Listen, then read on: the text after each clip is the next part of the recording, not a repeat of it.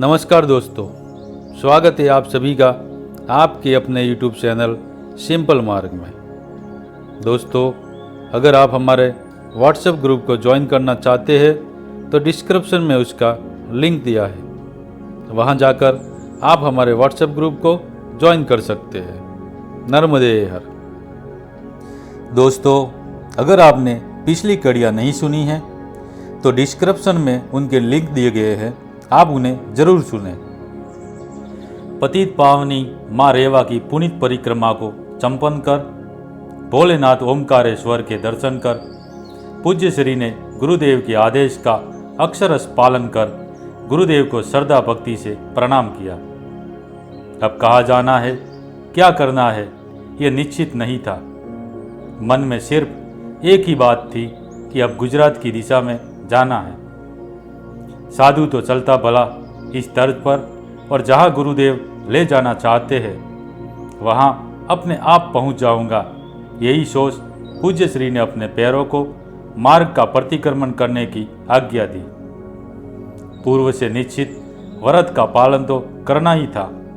पैसों का स्पर्श नहीं करना, किसी का साथ नहीं करना, कोई स्वयं दे तो ही भिक्षा करनी, वरना उपवासी रहना, अपरिग्रह व्रत का अंतिम समय तक पालन करना। परिक्रमा का सामान अपने कंधे पर उठा पूज्य श्री ने देशाटन के लिए कदम आगे बढ़ाए। चलते चलते पूज्य श्री ताप्ती नदी के किनारे पर स्थित अश्विनी कुमार घाट पर आए।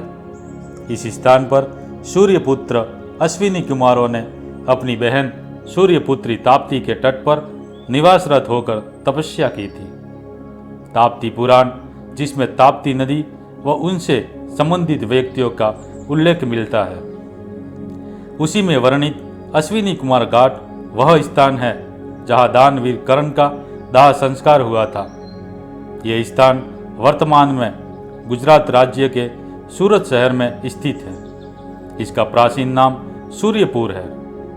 यहीं पर ताप्ती समुद्र से मिलती है और ताप्ती नदी ही महाभारत कालीन इतिहास के उन क्षणों की प्रत्यक्षदर्शी है जब दानवीर कर्ण ने देह त्याग से पहले श्री कृष्ण से अपना दाह संस्कार किसी कुंवारी भूमि पर करने की प्रार्थना की थी।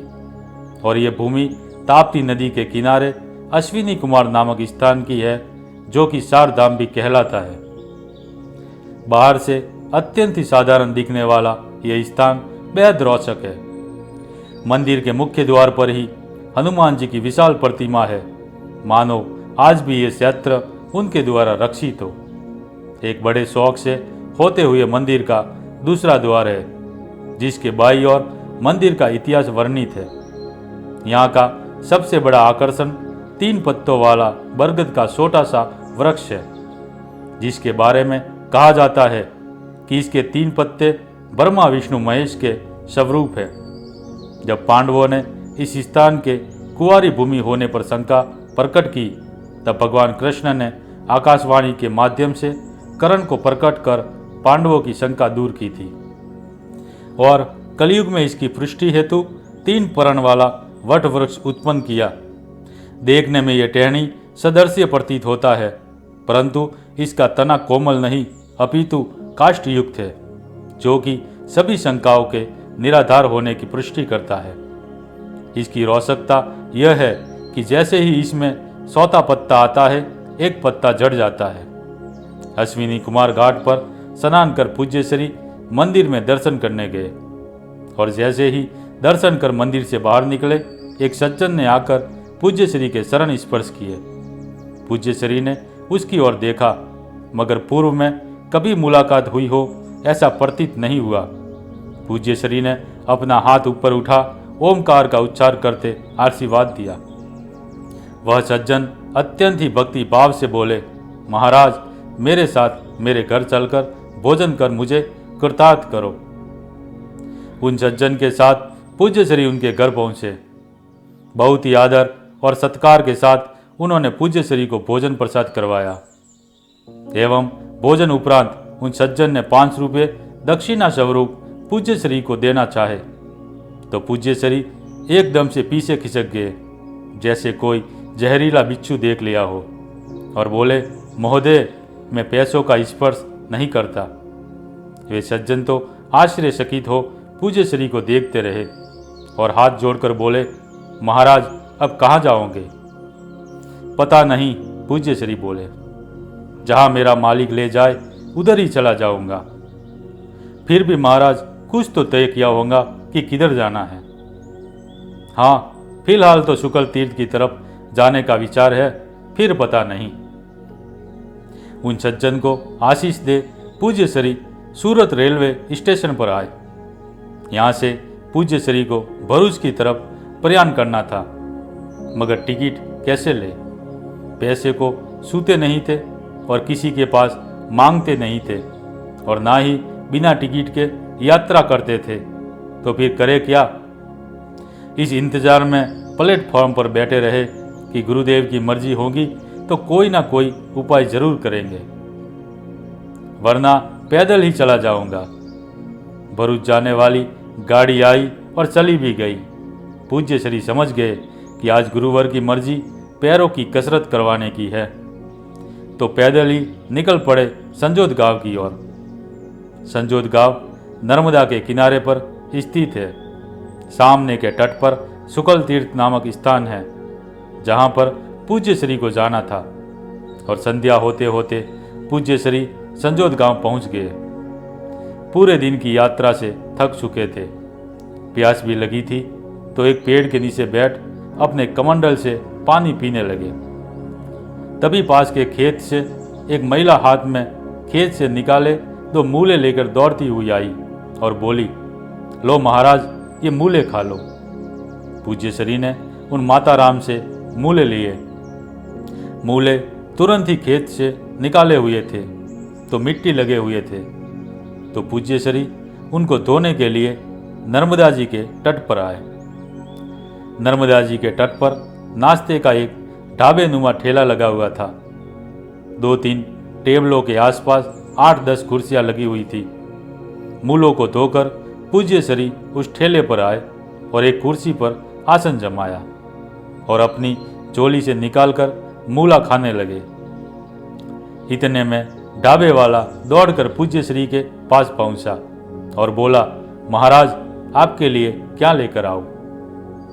पूज्य श्री अपनी मस्ती से मूला चबा रहे थे, तो उन सज्जन ने फिर से पूछा, महाराज क्या लेकर आऊं? तब पूज्य श्री बोले, शुद्ध पानी। ढाबे वाले ने पानी मंगवाया और थोड़ी क्षणों बाद फिर से बोला, महाराज गर्मा गर्म भजिए है, नमकीन है, बोलिए आपके लिए क्या लेकर आऊं? पूज्य श्री थोड़ा सोचकर बोले, थोड़ा सा नमक लेकर आऊं। ढाबे वाले ने अनचाहे मन से नमक लाकर दिया और नाराजगी भरे लहजे में बड़बड़ाने लगा। बाबा ने संचार छोड़ दिया, मगर जीभ का स्वाद नहीं छोड़ पाया। ढाबे वाले की आवाज़ पूज्य श्री के कानों में पड़ी तो पूज्य श्री एकदम से स्तब्ध हो गए। मन ही मन सोचा कि यह ढाबे वाला सत्य ही तो कह रहा है। जब हर चीज से संन्यास लिया है तो जीभ के स्वाद और अस्वाद का प्रश्न ही कहाँ। इतनी बड़ी बात ढाबे वाला नहीं बोल रहा, उसे ये सब गुरुदेव बुलवा रहे हैं। पूज्य श्री उठे और हाथ में रहा मूला फेंक दिया तथा ढाबे वाले के पास जाकर बोले, भाई तूने मेरी आंखें खोल दी, बहुत बड़ा उपकार तुमने मुझ पर किया है। मैं तुम्हारा जितना एहसान मानूं उतना ही कम है। ढाबे वाला भाई तो अवाक होकर पूज्य श्री को देखता ही रहा। वह कुछ बोल पाता उससे पहले ही पूज्य श्री वहां से रवाना हो गए और नर्मदा जी के तट पर आकर बैठ गए। नर्मदा जी के प्रवाह में नावें शुक्ल तीर्थ से संजोत के बीच आवाजाही कर रही थी। अंधेरा होने को था, तभी एक नाविक ने आकर पूज्य श्री को प्रणाम कर कहा, बाप जी चलिए, आपको सामने के तट पर पहुंचा देता हूं। पूज्य श्री नाव में बैठकर शुक्ल तीर्थ पहुंचे। पूज्य श्री ने रात्रि विश्राम शुक्ल तीर्थ में कर तीर्थाटन करने का मन बना शिरडी साईं बाबा के दर्शन हेतु रवाना हुए। घूमते घूमते पूज्य श्री सीखली गए। वहां से साकोरी होते हुए दोपहर के समय राहता पहुंचे। भूख लगी थी। पूरे गांव में घूमे मगर कहीं से भी भिक्षा नहीं मिली। मिलती भी कैसे, बिना मांगे कोई देगा भी कैसे। अत्यधिक थक चुके थे। 24 घंटे से पेट में अन्न का एक दाना भी नहीं पड़ा था।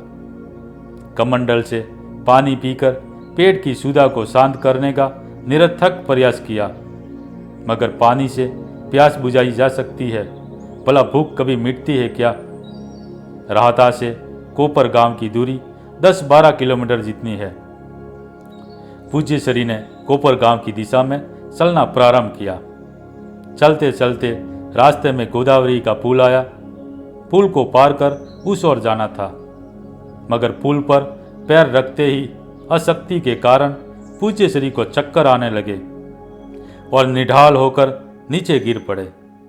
काफी समय तक पूज्य श्री उसी अवस्था में पुल के इस छोर पर पड़े रहे। जब होश आया तो देखते हैं कि वह पुल के सामने के छोर पर पहुंच गए थे। भूख गायब थी, शरीर में स्फूर्ति थी, अशक्ति का नामो निशान नहीं था। पूज्य श्री समझ गए कि यह सब श्री साईं बाबा का चमत्कार है। शिरडी पहुंचकर साईं बाबा को अत्यंत ही श्रद्धा और भक्ति भाव से प्रणाम कर आभार प्रकट किया।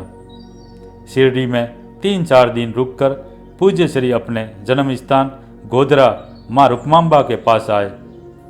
माँ के पास 2 दिन रुककर अहमदाबाद से 23 अप्रैल 1928 के दिन सरखेज पहुंचे। दोस्तों, आगे का वृतांत आने वाले एपिसोड में। दोस्तों, अगर आपको हमारा वीडियो अच्छा लगा हो तो लाइक करें, अपने मित्रों में शेयर करें और हमारे चैनल को सब्सक्राइब जरूर करें। नर्मदे हर।